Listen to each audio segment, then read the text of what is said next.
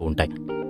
గెలిచినప్పుడు ఎంత నిగ్రహంగా ఉన్నావు, ఓడినప్పుడు ఎంత నిబ్బరంగా ఉన్నావు అన్నదే ముఖ్యం.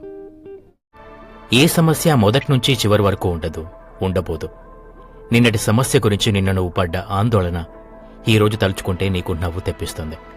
కాని ఈరోజు సమస్య గురించి తలుచుకుని చిరునవ్వు నవ్వి చూడు, నీ జీవితమంతా పూలబాటే అవుతుంది. నేను బాధపడుతున్నాను అని చెప్పే హక్కు మాత్రమే నీకుంది.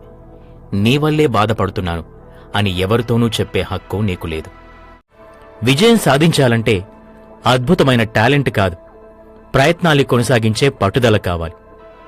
సమస్య ఎదురైనప్పుడు నీ గూడులోకి జారిపోయి కుమిలిపోకు.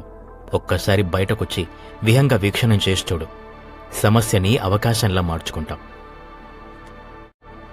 ఎవ్వరూ నీకు సహాయం చెయ్యట్లేదంటే నీ సామర్థ్యాల మీద విధికి బాగా నమ్మకం ఉందని అర్థం.